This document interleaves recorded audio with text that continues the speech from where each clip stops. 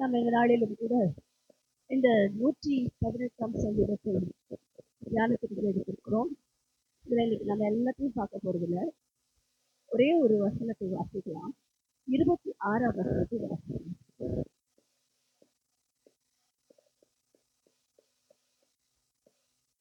கர்த்தருடைய நாமத்தினாலே வருகிறவர் ஸ்தோத்தரிக்கப்பட்டவர். இதுதான் இன்னைக்கு கர்த்தர் நம்மை தியானிக்கும்படி வைத்திருக்கிற வசனம். இது எதுக்காக இந்த வசனத்தை வாசிக்கிறோம் என்றால், வரப்போகிற மேசியாவாகிய இயேசு கிறிஸ்துவுடைய அந்த பவனி, அவர் என்ன பண்ணாரு? கழுதையின் மேல் பவனியாக போறார். நம்ம பாண்டோம்ல, மரி என்கிற ஒரு கழுதை குட்டியின் மேல் அவர் என்ன செய்தார்? பவனியாக போனார். நீ நிறைய பேர் கையில் என்ன பண்ணுவாங்க? குருத்தோலையை பிடிச்சிட்டு போவாங்க. பனை ஓலையில செய்து அதை பிடிச்சிட்டு போவாங்க. அங்க செய்யப்பட்ட குருத்தோலை வேற. இப்படி குருத்தோலை என்கிறது அவங்களோட காரியத்துல வேற. ஆனாலும் என்ன செய்கிறார்கள்? அதை ஞாபகப்படுத்தும்படி அதை கொண்டாடுகிறார்கள். அதை நாம கொண்டாடலாமா? கொண்டாடக்கூடாது. நமக்கு தெரியும் இது எல்லாமே வெறும் பழக்கத்தினால வந்தது. ஏதோ ஒரு பழக்கத்தினாலே வந்தது. என்ன செய்தார்கள்? ஒருத்தர் செய்யறதை பார்த்து இன்னொருத்தர் செய்ய ஆரம்பிச்சு. அப்படி வந்ததுதான் இந்த குருத்தோலை ஞாயிறு என்று சொல்லி நாம் பார்க்கிறோம். அதோட பரிசுத்த நாமத்துக்கு சேர்க்கிறோம். அப்ப இந்த குருத்தோலை என்கிறது, அவர்கள் உண்மையாக அன்னைக்கு சீஷர்கள் என்ன செய்தார்கள்? சிறு பிள்ளைகள், பாலகர்கள் எல்லாம் இயேசுவை மகிமைப்படுத்தும்படி அவர்கள் என்ன செய்தார்கள்? ஜெபித்து கொண்டே போனார். அதோட பரிசுத்த நாமத்துக்கு சேர்க்கிறோம். தேவனை மகிமைப்படுத்தி கொண்டே போனார்கள். என்ன சொல்லி மகிமைப்படுத்தினார்கள்? கர்த்தருடைய நாமத்தினாலே வருகிறவர் ஸ்தோத்தரிக்கப்பட்டவர் என்று சொல்லி அவரை துதித்தார்கள். ஓசன்னா என்று சொல்லி என்ன செய்தார்கள்? ஆர்ப்பரித்தார்கள் என்று பார்க்கிறோம். உலகத்தில் இருக்கிற தேவனுக்கு மகிமை செலுத்தும்படி ஓசன்னா ஓசன்னா என்று கத்திக்கொண்டே போனார்கள். ஆனா ஒரு கூட்டம் எதிர் இருக்குது.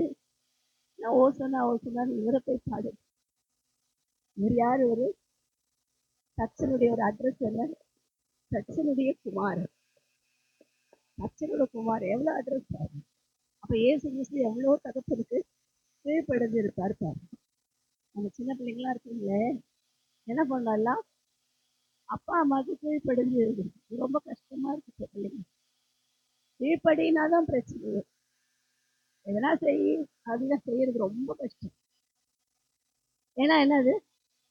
கீழ்ப்படிகிறது நமக்கு இயல்பாவே கஷ்டமான இருக்கும். நான் சொல்றது நீங்க செய்யணும். பிள்ளைங்க என்ன சொல்லுது? எல்லாம் அமைதியா நீ பாரு, உன் வேலையை நிற்பார். குட்டி குட்டி பசங்க சொல்றது. சாப்பாடு ஊட்டும் போது எங்க பாப்பா சொல்றா, சாப்பிட்டாதான் எல்லாம் நல்லா ஃபுல்லா சாப்பிட்டாதான் தூக்கம் வரும்னு என் தங்கச்சி சொல்றா. அதுக்கு நீ நல்லா சாப்பிட்டு ஃபுல்லா சாப்பிட்டு தூங்கு. எனக்கு கொடுக்காத, நீ ஃபுல்லா சாப்பிட்டு தூங்கு. நிலைமை எப்படி ஆயிடுச்சு? பிள்ளைங்க நமக்கு அட்வைஸ் பண்றாங்க. அது என்ன, இப்ப மிஞ்சி போனா 2 வயசு ஆகுது. 2 வயசு பாப்பா சொல்ற, நீ சாப்பிட்டு நீ தூங்கு. நீ எனக்கு அட்வைஸ் பண்ற வேலை வேண்டாம். நீ என்ன இதை பண்ண அதை பண்ணுன்னு சொல்லாது. ரொம்ப ரொம்ப கஷ்டம். நிறைய நேரம் நம்முடைய வாழ்க்கையில கீழ்ப்படிகிறதுங்கிறது ரொம்ப கஷ்டமான ஒரு காரியம். அதோட பரிசுத்த நாமத்துக்கு ஸ்தோத்திரம். ஆனா இங்க வாசிக்கிறோம், சின்ன பிள்ளைங்க எல்லாம் என்ன பண்ணாங்களா? ஓசன்னா என்று சொல்லி பாடி துதித்து கொண்டு போனார்கள். தேவனை ஆர்ப்பரித்து கொண்டு போனார்கள். பெரிய ஆட்கள்ல பெரிய பெரிய ஆசாரியர்கள் அவங்க எல்லாம் எரிச்சு, இவரு தச்சனுடைய குமார், தச்சனுடைய குமாரன் தான் இவருடைய அட்ரஸ். அப்புறம் எந்த அளவுக்கு தன் தகப்பனுக்கு உதவியா இருந்திருக்கும். கீழ்ப்படைந்ததோட இல்ல, கீழ்ப்படைஞ்சிருந்தா ஓகே, அவர் யோசேப்பின் குமாரன்னு சொல்லியிருப்பாங்க. ஆனா என்ன பண்ணாரு?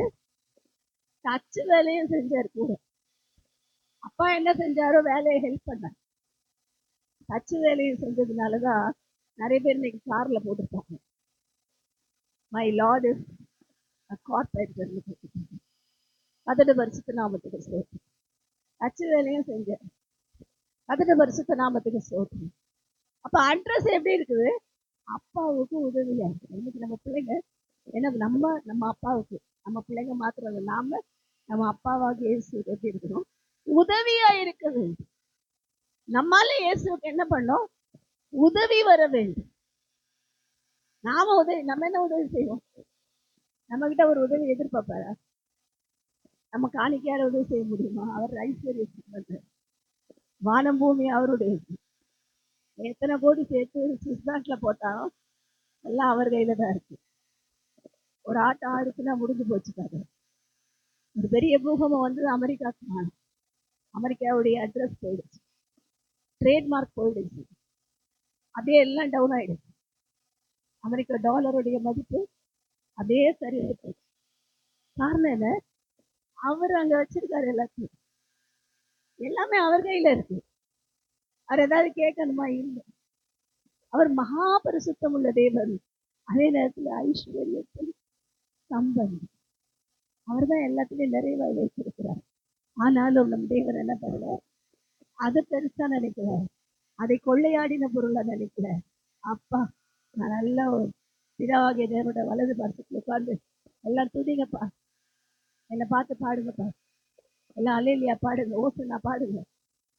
துதிக்கிறத மாத்திரம் அவர் விரும்பல, தன்னை துதிக்க தன்னை புகழ்றத மாத்திரம் அவர் விரும்பல.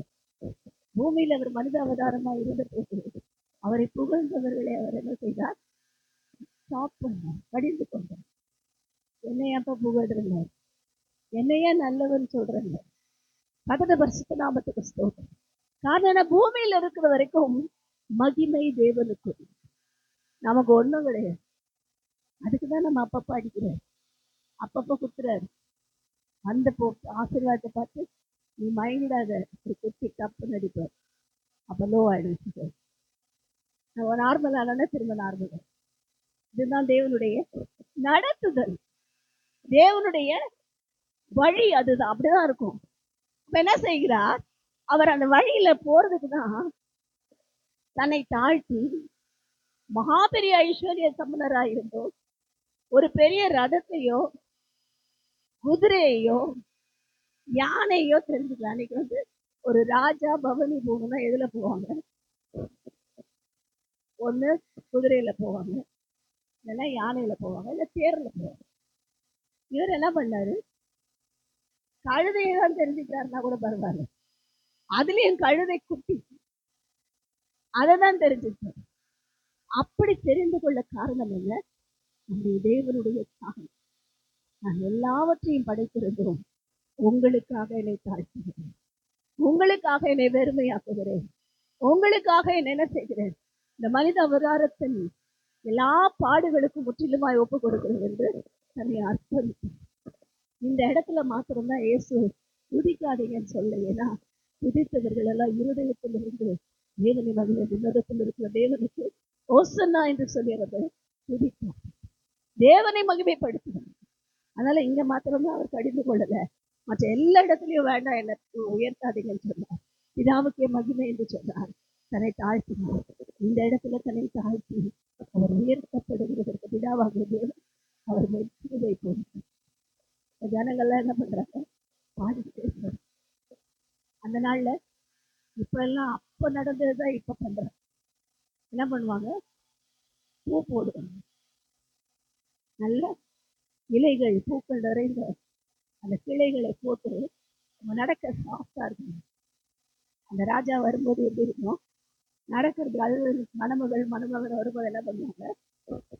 2 பேர் முன்னாடி பூ போடு அப்படின்னு ஒரு பூடை கொடுத்துருவாங்க.